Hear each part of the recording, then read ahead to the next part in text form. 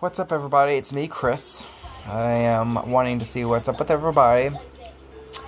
I'm here at home. I haven't really done much. I just got back in town. I was in Norman for a while, then I came back.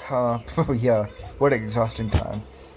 So basically, I have not gotten my '07 PT Cruiser up and going yet. It's in Dustin, Oklahoma, which is about a couple hours from here. So I've been kind of like mountain biking it at this point.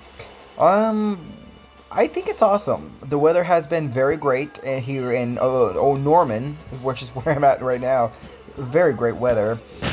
But I think it's really, really cool. You know, the weather today has been really just... Well, we started off with some raining stuff going on, and it was kind of raining.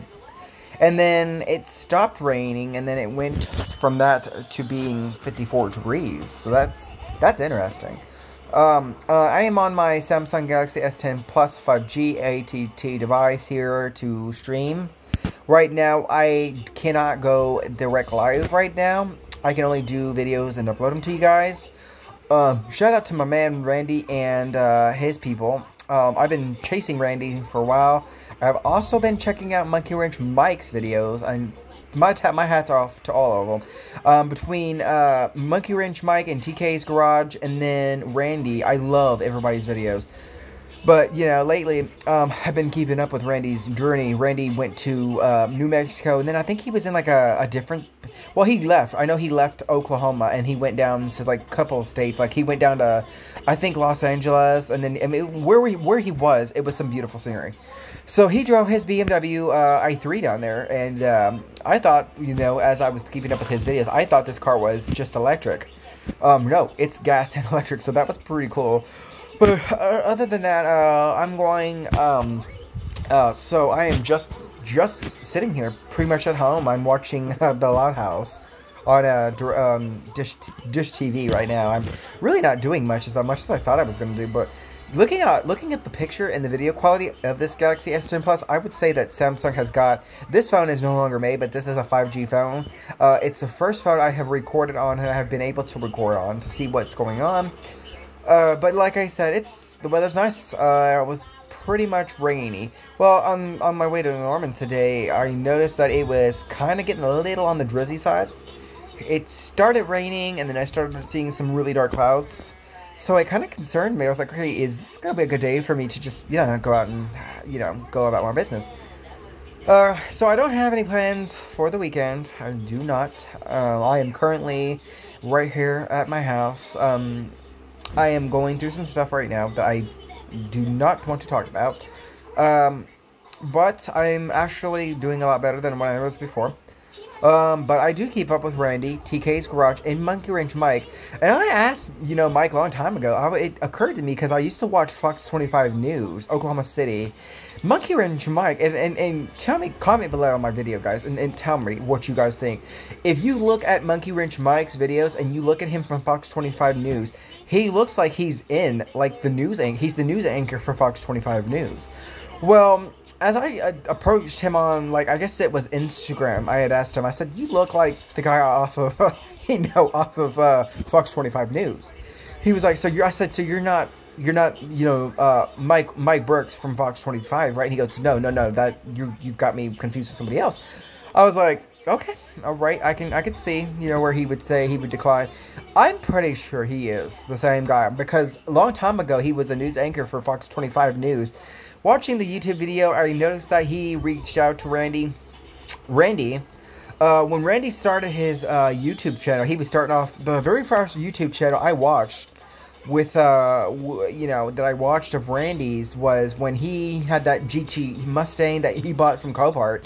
That was the very first video I had ever watched, you guys, and I'm not joking. He bought, I think it was a 97 Mustang GT that the engine was supposed to be, like, I guess locked up, but it was in non-running condition. Beautiful car. It was yellow GT Mustang, so it had that V8 engine in there. That was the first video I had actually seen that Randy had did, and since then, back in 2019, and here we are 2021, I have followed and liked and shared all of Randy's videos. including Monkey Wrench Mike's and including, you know, TK's garage. Now, TK has got that new Challenger. Now, I did see that between, you know, TK and Randy, well, you know, Randy had a 2020 Dodge Challenger Hellcat. Beautiful car, and he had to sell it.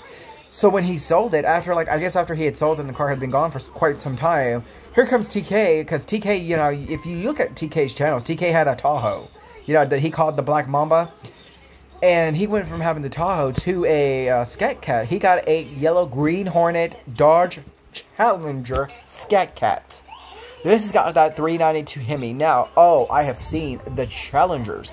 Okay, so I watched a YouTube video the other day. The Challenger, like the 2021 Challenger versus the all-new 2021 Corvette, and the Challenger Demon. Like, okay, so at first the Corvette, when it's a race apparently with the Corvette and the Challenger Demon, right? The new Corvette. I mean, well, when the Corvette took off, it won the race. But as they were racing back, that Corvette did not win. That Challenger Demon, man, kicked its ass and completely, I mean, it was funny. Because I have never seen, you know, a Chevrolet American-made car get outran by a Demon. And so, it was kind of funny because these two guys are racing a one of them is in that 2021 Chevy Corvette Z07, and then the other guy's in the 2019 Dodge Challenger Demon, and that Demon outran that Corvette, and I'm like, wow. So I do follow a lot of content that Randy puts out there, especially Monkey Wrench Mike, though. But these are the people that I wanted to give a shout out to. Now, the last video I put out there was about a year ago. I put out for my 2007 Chrysler PT Cruiser. Now that's something I don't know. Like, okay, so what happened was I got stuck in Destin, Oklahoma. I was staying with a friend of mine, and way out in the country. I mean, there was nothing out there. So what happened was, you know, I've had this car for a while. I just paid $1,500 for this 07 Chrysler PT Cruiser. I mean, this is a car that it was great on gas mileage. It had that 2.4, you know, 16-valve four-cylinder engine. It's front-wheel drive, nice. I mean, AC, heat, radio, everything in that car worked. High mileage car, very high mileage. Well, I bought it from a guy in Del City. At the time, I was shopping for a new car. I needed something a little bit on the reliable side. Because I used to have cars that were non-reliable. You know, like, when I lived in Oklahoma City, I bought a 2002 Honda, it was a 2000 Honda Accord Coupe. It had so much damage to it. I mean, the front end it wasn't totaled, but it was a nice car. Now, during the summertime, like it is now, when it was hot outside, like 60s, that car didn't have AC because of that car having leather seats. Oh man, it was such a it was a nightmare, you guys. That car didn't even have AC in that car. And so I had to get rid of that car. I ended up getting rid of it because there was just no point in having it anymore. The car ran like a dream, trust me. I mean, it was a great car to have. I liked it. It was good on gas.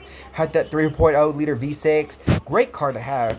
Got rid of that car, and then I ended up with another car. I ended up with a 94 Chevy Blazer, four-wheel drive, that I only paid $50 for. Now, may I remind you, the Blazer that I had bought was here in Norman, Oklahoma. I paid $50 for it because I figured, you know, I need something that's reliable. Well, let me tell you, for a four-wheel drive Blazer, that engine, I mean, I was driving down the street one day, and when I would start that Blazer, I mean, I kid you guys not, there was so much of a loud, I mean, it was loud, the knocking of the engine. And I think it's got a 4.6 liter V6 engine, but it was four-wheel drive. That poor Blazer could not go. I drove it for 24 hours, and then the whole thing went kaboot. So that car had to be got rid of. So I got rid of that car. And then as I was on Facebook Marketplace, I'm looking at, these PT Cruisers. I'm at home one day and I'm talking to my spouse. And we're talking about getting another car, because I need something of my own, I'm 26 years old. I need a reliable vehicle. So I'm looking on Facebook Marketplace. Like, I see a couple PT Cruisers, and I messaged a few people about these cars and no replies. One of them is in Del City. His name is Sean, and I'm not going to give you his address, and I'm not going to tell you exactly where in Del City this guy is. But shout out to Sean, because Sean was a guy that I dealt business with. He sold me an 07 Chrysler PT Cruiser. very in good condition. There was nothing wrong with it.